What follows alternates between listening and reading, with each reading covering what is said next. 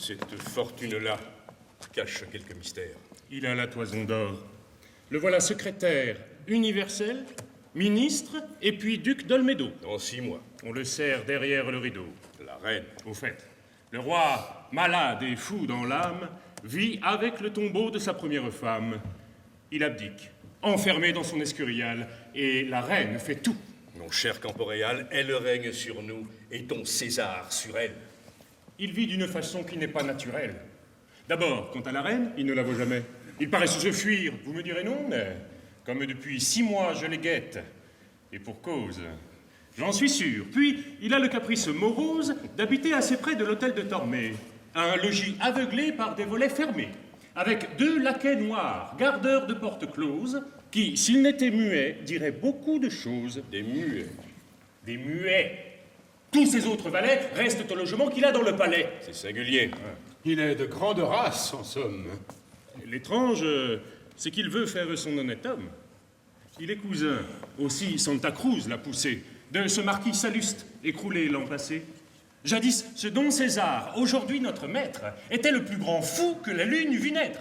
C'était un drôle. On sait des gens qui l'ont connu, qui prit un beau matin son fond pour revenu, qui changeait tous les jours de femme, de carrosse, et dont la fantaisie avait des dents féroces, capables de manger en un an le Pérou. Un jour, il s'en alla, sans qu'on ait su par où. L'âge a du fou joyeux fait un sage fort rude. Toute fille de joie, en séchant, devient prude. Je le crois, homme probe. Oh, Candide Oubiliard, qui se laisse éblouir à ces probités-là. La maison de la reine, ordinaire et civile, coûte par an 664 066 ducats.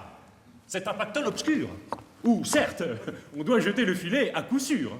Au trouble, pêche claire. Ah, ça ne vous déplaise, je vous trouve imprudent. Et parlant fort à l'aise, feu mon grand-père, auprès du comte duc Nourri, disait « Mordez le roi, baisez le favori ». Messieurs, occupons-nous des affaires publiques.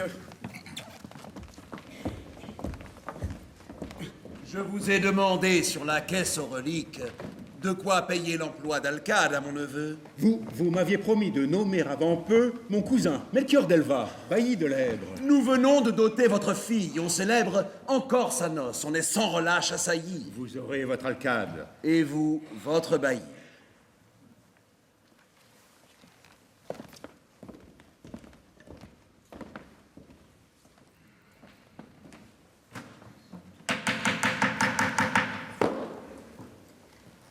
Messieurs les conseillers de Castille, il importe, afin qu'aucun de nous de sa sphère ne sorte, de bien régler nos droits et de faire nos parts.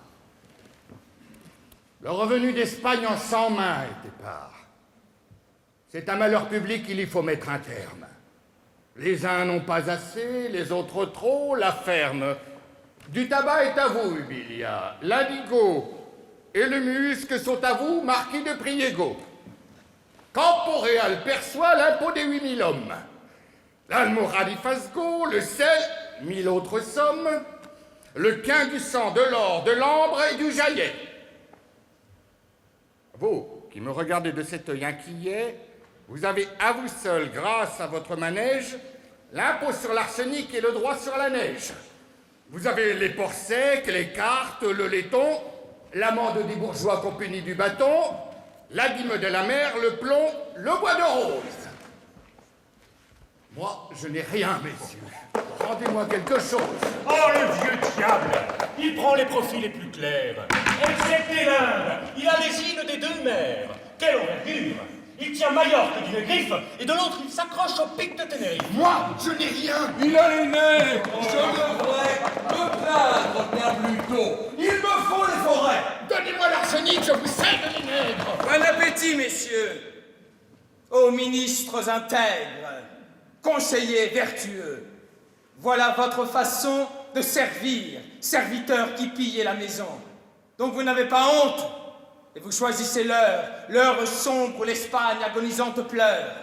Donc vous n'avez ici pas d'autres intérêts que remplir votre poche et vous enfuir après.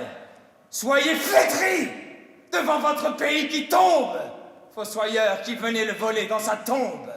Et voyez, regardez, ayez quelques pudeurs. L'Espagne et sa vertu, l'Espagne et sa grandeur, tout s'en va.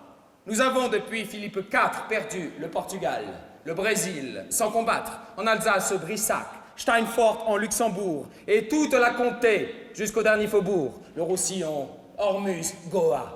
5000 lieues de côte, et Pernambouc, et les montagnes bleues. Mais voyez, du Ponant jusqu'à l'Orient, l'Europe qui vous hait, vous regarde en riant. Comme si votre roi n'était plus qu'un fantôme. La Hollande et l'Anglais partagent ce royaume. Rome vous trompe. Il faut ne risquer qu'à demi une armée en Piémont, quoique pays ami.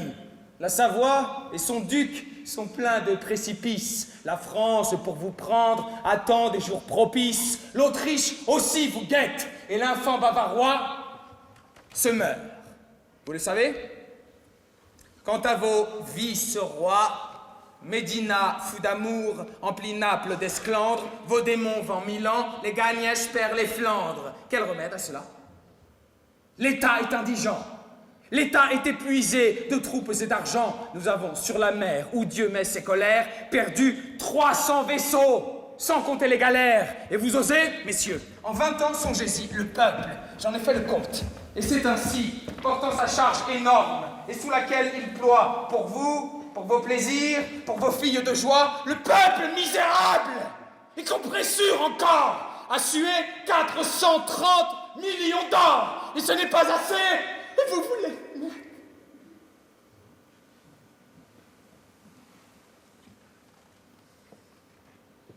Ah, j'ai honte pour vous.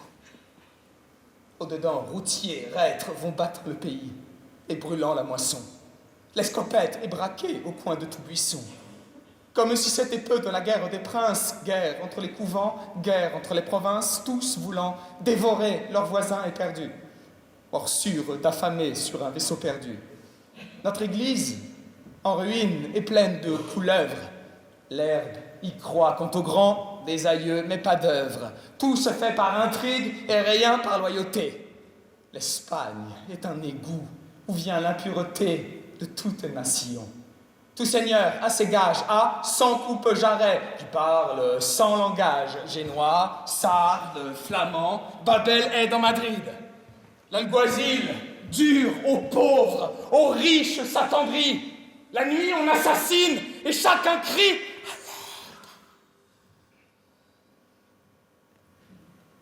Hier on m'a volé, moi, près du pont de Tolède. La moitié de Madrid pille l'autre moitié. Tous les juges vendus, pas un soldat payé. Anciens vainqueurs du monde espagnol que nous sommes, quelle armée avons-nous? À peine 6000 hommes, qui vont pieds nus, des gueux, des juifs, des montagnards, s'habillant d'une loque et s'armant de poignards. Aussi, d'un régiment, toute bande se double. Sitôt que la nuit tombe, il est une heure trouble où le soldat douteux se transforme en larron. Matalobos a plus de troupes qu'un baron.